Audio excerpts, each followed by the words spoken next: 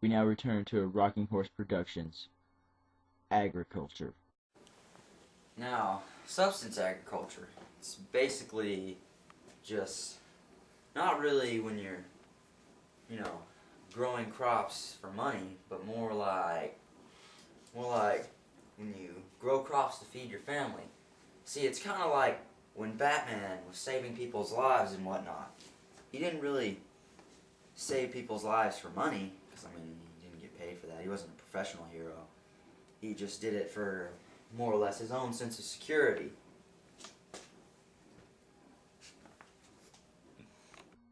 Red Redmond is not a substance farmer. He grows his crops in order to sell them for profit. Now, commercial agriculture, that's a complete difference. It's basically growing crops just to make money. Kind of like what Wayne Industries is to Batman.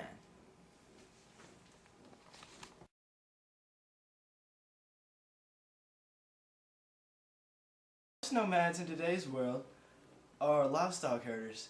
They are mostly searching for fresh pastures and base their movements on water and climate.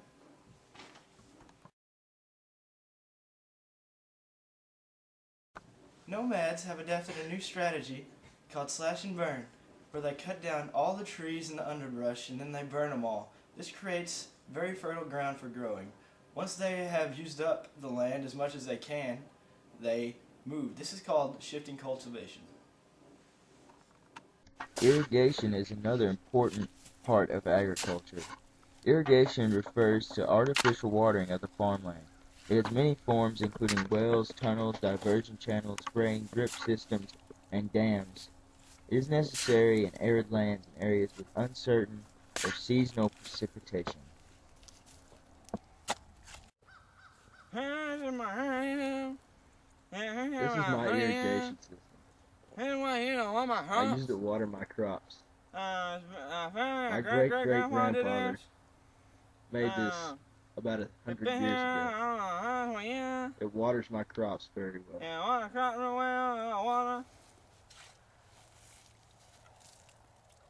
Located in less developed countries, plantations are mainly historical leftovers of colonialism. They produce tropical crops such as bananas, cotton, rubber, coffee, cocoa, and peanuts by labor-intensive methods for exports to more developed countries. Individuals or corporations from more developed countries still own many plantations, but local landowners or even local governments have taken over some plantations and continue to exploit local laborers. So, Schluter, it really seems like to me that all these elements of agriculture are somehow intertwined within each other. They really are, JD. They call it agribusiness, which is an industrialized form of organizing agriculture into the input and the output of it.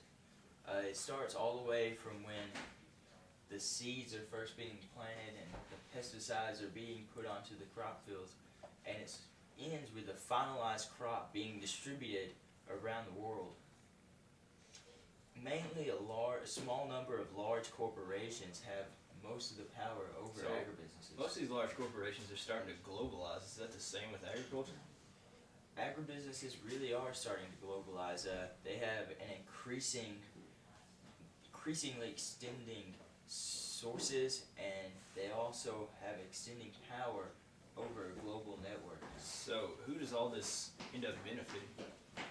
Mainly the benefits of the globalization of agribusinesses go to the more developed countries in North America, Europe, Japan, Australia, but the anti-beneficiaries, as you could say, are the lower developed countries. The less developed countries are not getting the same benefits as the more developed countries are receiving. And which brings up an important point. Since we are a more developed country, we must realize what we're doing and the effects of agribusinesses around the world.